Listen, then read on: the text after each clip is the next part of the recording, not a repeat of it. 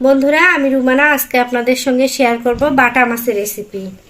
দেখেন বন্ধুরা, আমার হাজবেন্ড আজকে 1 কেজি বাটা মাছ নিয়ে এসেছে, আর আমি কিভাবে বাটা মাছ রান্না করি সেটাই আজকে আমি আপনাদের সঙ্গে শেয়ার করব। আপনারা আমার সম্পূর্ণ ভিডিওটি দেখবেন, অবশ্যই কমেন্ট করে জানাবেন আমি কিভাবে বাটা মাছটি রান্না করলাম। বন্ধুরা, আমি প্রথমে দিয়ে দিচ্ছি এই পেঁয়াজ, আগে থেকে কেটে রাখা পেঁয়াজ দিয়ে দিলাম। আগে থেকে কেটে রাখা চিকন চিকন করে কেটে রাখা পেঁয়াজ দিয়ে দিলাম। তারপর আমি দিয়ে দিলাম মরিচ, আগে থেকে কেটে রাখছিলাম মরিচগুলো। বাটা মাছে একটু ঝাল বেশি হলে মজাই লাগে। বন্ধুরা, আমি এবার দিয়ে দিব আগে থেকে বেটে রাখা একটু রসুন আর একটু আদা, একটু রসুন দিয়ে দিলাম। এখন বন্ধুরা আমি দিয়ে দিব পরিমাণ মতো তেল।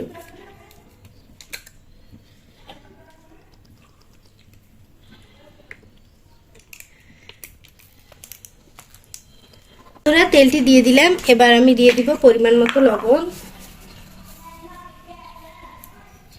দেখেন বন্ধুরা, এটুক লবণ দিলাম, কারণ মাছের মধ্যে লবণটা ঠিক রাখতে হয়, তাহলে মাছের টেস্টটা বেড়ে যায়। এখন আমি দিয়ে দিব হলুদ গুঁড়ো। এখন দিয়ে দিলাম বন্ধুরা এই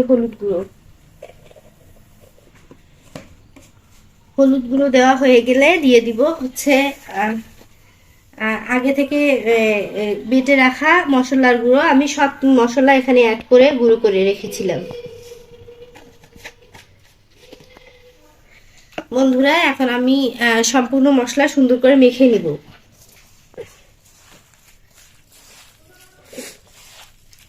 বন্ধুরা, মাছের স্বাদটাই মশলার মধ্যে আসবে। সম্পূর্ণ মশলা যখন সুন্দর করে মেখে নেওয়া হবে আর মাছটা দেওয়া হবে, তখন একদম অনেক সুন্দর একটা মশলার ফ্লেভার মাছের ভিতর ঢুকে যাবে, অনেক মজা লাগবে। মাছের টেস্টটা আসে এখান থেকে। আমাদের এদিকের মানুষ অধিকাংশই ভাজা মাছ খেতে পছন্দ করে, কিন্তু আমি একদমই সে কাজ করি না। আমি এই মাছগুলো এভাবেই রান্না করি। আমার এইভাবে রান্না করলে ভালো লাগে।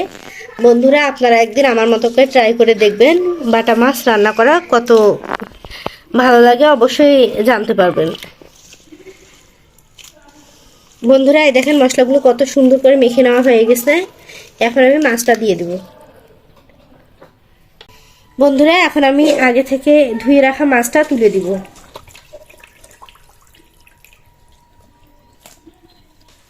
বন্ধুরা, এভাবে হচ্ছে মাছটা আগে দিয়ে দিব, তারপর মাছটা আবারও সুন্দর করে মেখে ছেঁকে নিব। সুন্দর করে আবার মশলার সঙ্গে মাছটা একদম অ্যাডজাস্ট করে নিব। বন্ধুরা দেখেন কত সুন্দর করে মেখে নিচ্ছি মাছটাকে। এভাবে আমার মতো করে অবশ্যই ট্রাই করবেন বাসায়।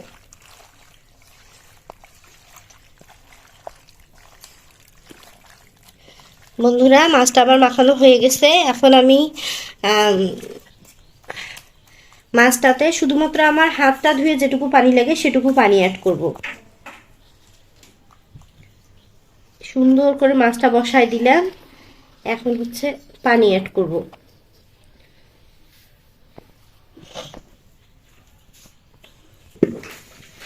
দেখেন বন্ধুরা, আমি কতটুকু পানি অ্যাড করতেছি। শুধুমাত্র আমার হাতটা ধুয়ে যেটুকু পানি দিতে হয় আমি সেটুকু পানি অ্যাড করে দিলাম মাছটাতে।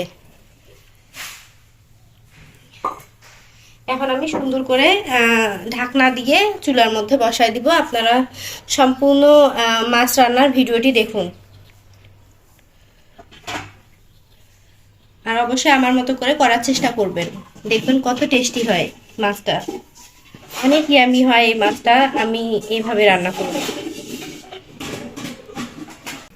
বন্ধুরা, এবার মাছটিতে ঢাকনা দিয়ে চুলায় বসিয়ে দিব। একবারে চলে আসেন, চুলায় বসিয়ে দিলাম। এবার আমি হচ্ছে মিডিয়াম আছে মাছটা সুন্দর করে রান্না করে নিব। আপনারা আমার সঙ্গে থাকুন, আর মাছ কিভাবে আমি রান্না করতেছি আপনারা দেখুন। বন্ধুরা, এবার ঢাকনা খুলে দেখবো আমার মাছটির কি অবস্থা। ঢাকনা খুলে এরকম কয়েকবার নেড়ে ছেড়ে দিতে হবে। দেখেন বন্ধুরা, একটা মাছ মানে গলে যায়নি। এইভাবে বারবার একটু নেড়ে ছেড়ে দিতে হবে যেন মাছটা সিদ্ধ হয়ে যায়।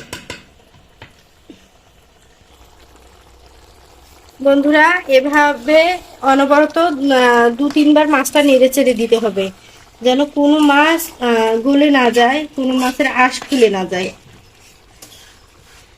বন্ধুরা এবার আবারও একটু ঢাকনা দিয়ে দিব।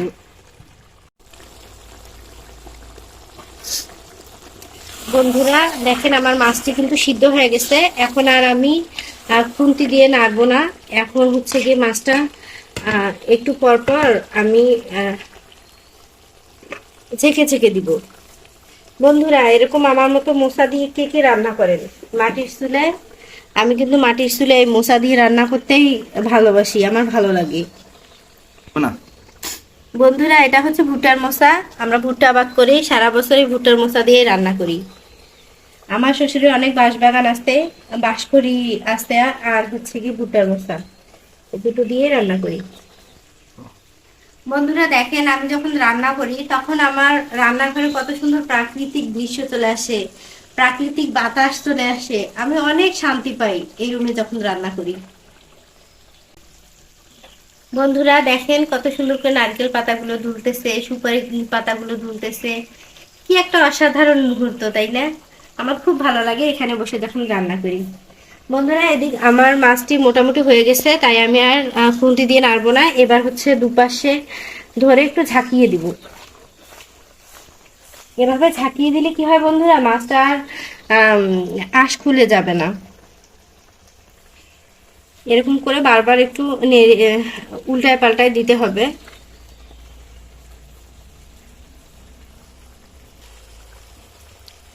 বন্ধুরা এবার আবার অপর দিক উল্টিয়ে দিব মাছটা, অপর দিকটা আবার সুন্দর করে ভাজা হয়ে যাবে।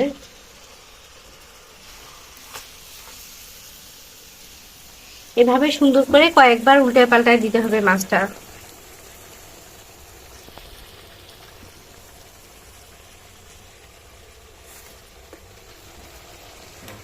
বন্ধুরা আমার মাছটি রান্না হয়ে গেছে। এখন আমি সামান্য পরিমাণ জিরা গুঁড়ি দিয়ে মাছটা নামিয়ে ফেলবো। দেখেন বন্ধুরা মাছের কালারটা কত সুন্দর এসেছে।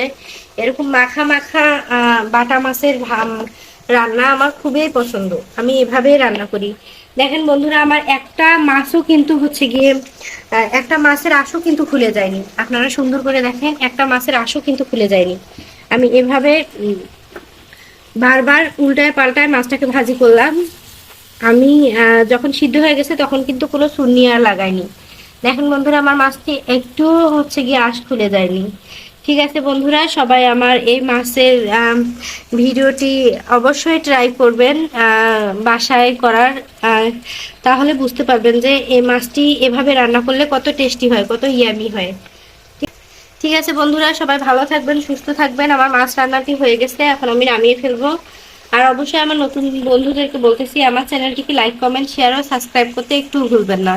সবাই ভালো থাকবেন। আল্লাহ হাফেজ। আসসালামু আলাইকুম ওয়া রাহমাতুল্লাহি ওয়া বারাকাতুহু।